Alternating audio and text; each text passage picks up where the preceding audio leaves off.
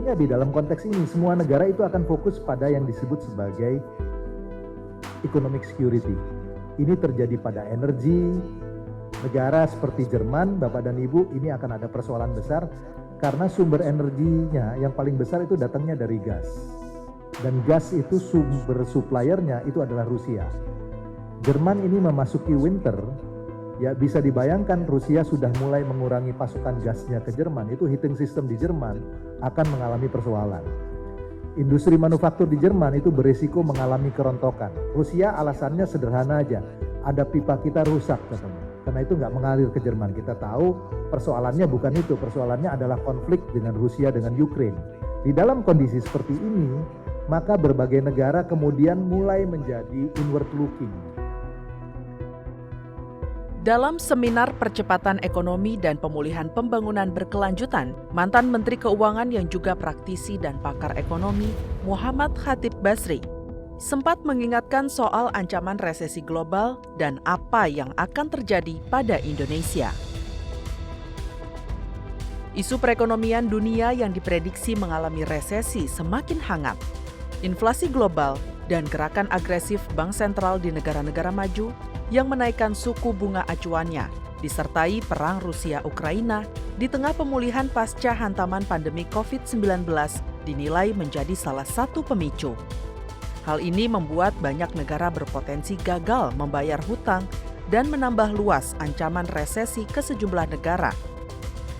Sebagai pengawas kinerja pemerintah di berbagai sektor, DPR RI terus berupaya mendorong dan mengawasi agar Indonesia mampu bertahan dari amukan badai resesi global yang kabarnya akan terjadi di tahun 2023 mendatang.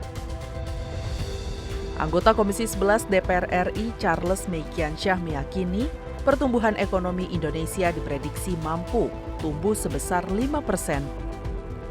Kita melihat negara-negara Argentina, sebelumnya kita juga tahu Turki, kemudian juga bahkan Amerika Serikat dan lain-lain mengalami pertumbuhan yang negatif. Alhamdulillah Indonesia dengan target di 2022 yang sudah tercapai dan target di tahun 2023 dengan angka 5% lebih pertumbuhan dengan mempertahankan inflasi di bawah 4% menjadi sebuah pekerjaan besar yang melibatkan semua sektor.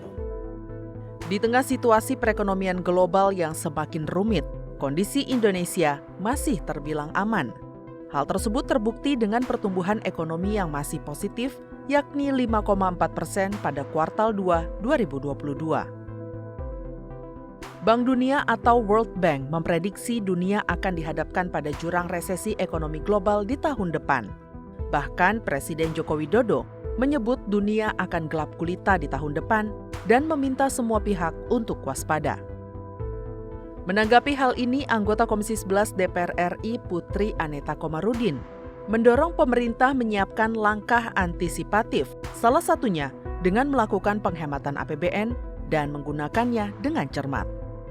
Hal tersebut tentu menjadi tanggung jawab kita di DPR untuk terus mengawasi mitra-mitra kita seperti Menteri Keuangan dan Menteri Perencanaan Pembangunan Nasional, memastikan bahwa kedua lembaga ini ketika mengadakan trilateral meeting untuk pembahasan anggaran dengan kementerian lembaga, itu mereka benar-benar memelototi hal-hal yang memang diperlukan untuk menghadapi resesi. Jadi tidak boleh ada lagi program yang sifatnya seremonial dan tidak ada manfaatnya untuk masyarakat. Untuk mengantisipasi situasi perekonomian global dan mengendalikan inflasi, Bank Indonesia telah menaikkan suku bunga acuan sebanyak 2 kali, sebesar 25 basis poin menjadi 3,75%. Kemudian, BI kembali menaikkan suku bunga sebesar 50 basis poin menjadi 4,25%. Krisis iklim di sejumlah negara yang menyebabkan gagal panen dan berujung pada krisis pangan ikut menambah daftar panjang faktor pemicu resesi.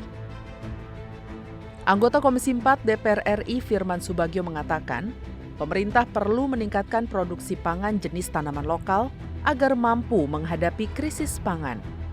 Bahkan waktu itu Bulog zaman Pak Sutarto juga menginisiasi untuk akan melakukan investasi untuk tanaman pangan di luar negeri. Kami tentang.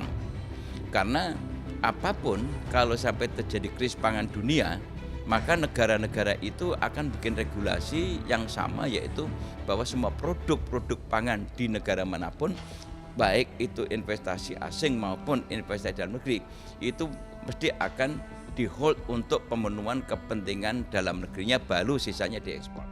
Di tengah masa pemulihan ekonomi, DPR RI terus mendesak pemerintah mencari terobosan dan langkah cepat untuk mewaspadai dampak krisis multidimensi tersebut meluas ke berbagai sektor dan berdampak pada perekonomian masyarakat.